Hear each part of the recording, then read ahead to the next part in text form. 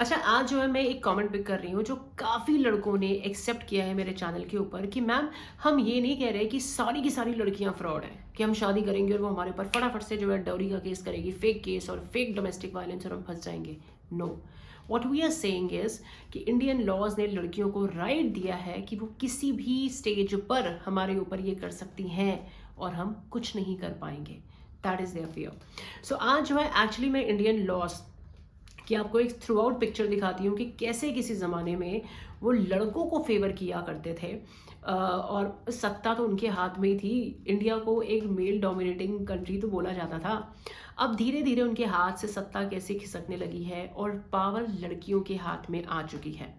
मैं इस वीडियो को बहुत डिटैच्ड होकर बनाने वाली हूँ और आपको बताऊंगी वेरी ऑनेस्टली कहाँ पे वो लड़कों को फेवर कर रही है शादी और कहाँ पे लड़कियों को फेवर कर रही है। ठीक है, you have to be detach. ये चैलेंज मैं आपके ऊपर थ्रो कर रही हूँ। You have to be detached and tell me honestly in the comment section below. Without wasting any time let's get started. Hi guys, I am Monica, welcome to the channel. देखो, सबसे पहले मैं शुरुआत करती हूँ कि इंडियन मैरिज थोड़ा सा रिवाइंड करते हैं, है ना। जब सत्ता लड़कों के हाथ में थी तो जब शादियां होती थी जहाँ पे लड़के लड़कियां जो है सही टाइम पे अपनी शादी कर लेते थे, आज तो लड़कियां नहीं कर रही, तो लड़की को उस टाइम पे क्या होता था, कहते थे कि भाई ये तो पराया धन है। तो वो लड़की की जहाँ शादी हुई, अब वो कभी कभी ओकेजन्स पर आती थी और एज ए गेस्ट आती थी। ठीक है, और लड़के जो होते थे उनको क्या था उस टाइम पे, मतलब डाउरी मिल रही है, काफ़ी लड़के बड़े खुश होते थे।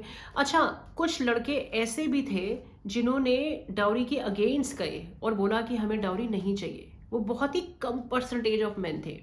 My father was actually one of them. मेरी मदर बहुत रिच थी but my father never took dowry.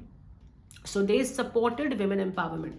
There were few men, but majority of men were very happy to take the dowry and not question about it and called it a tradition.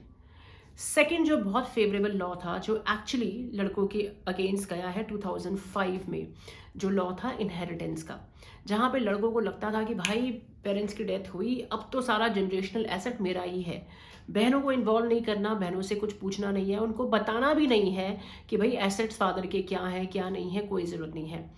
और 2005 में Hindu succession act के हिसाब से जब ये law बना, पिता की संपत्ति में पुत्री का अधिकार, तब जाके लड़कियों के पास ये राइट आने लग गया जहाँ पे वो क्लेम कर सकती हैं, ब्रदर को लॉज में जो भी है कोर्ट केस कर सकती हैं कि भाई हमें अपना हक चाहिए।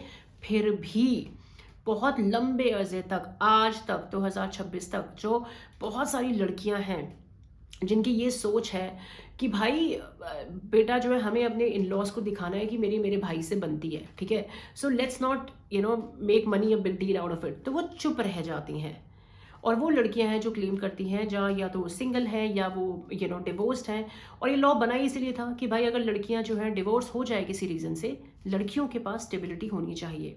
बट यहाँ भी बहुत सारे लड़कों ने अपनी बहनों के साथ फ्रॉड किया, और जहाँ पे वो, अगर उसको सिर्फ एक नॉमिनी भी बना दिया जाता था, लड़के को पेरेंट्स बनाते थे।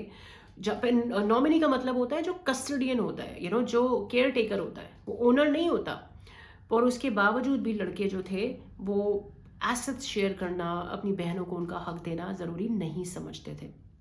That was the another inequality which women have gone through for a very long time. ठीक है, बट अब धीरे धीरे वो भी जो है चेंज हो रहा है, जहाँ पे लड़कियां उसको क्लेम कर रही हैं। और पता है, आप जो जेंडर इक्वालिटी की हम बात कर ही रहे हैं ना, तो वो खाली फाइनेंशियली नहीं होती यार। सोचो कैसा लगेगा कि एक लड़की, जैसे हम हमेशा कहते हैं कि बेटे की अटैचमेंट माँ से होती है, तो बेटियों की फादर से होती है।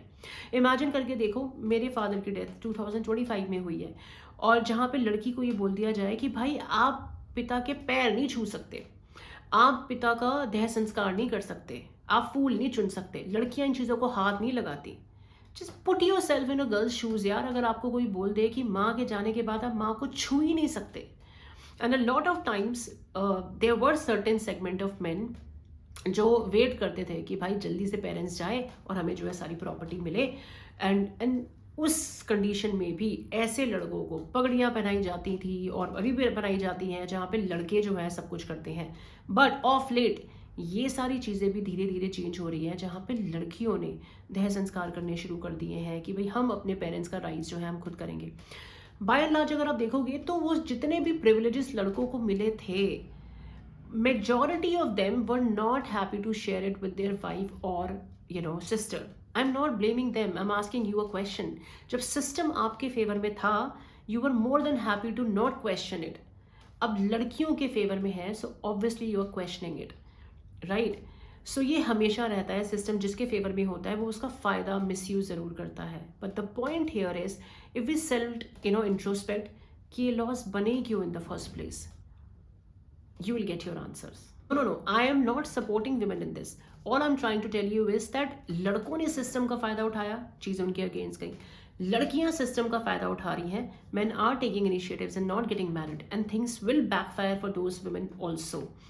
The point here is only if we start taking accountability कि यार मेरी क्या जिम्मेदारी है शादी में, मैं अपने लेवल पे क्या कर सकता हूँ या मैं अपने लेवल पे क्या कर सकती हूँ. That's the only way we can restore the dignity of Indian marriage system. That's the only way around it. Instead of blaming the system, instead of blaming women, instead of blaming men, that's what I feel about it. Feel free to share what you think.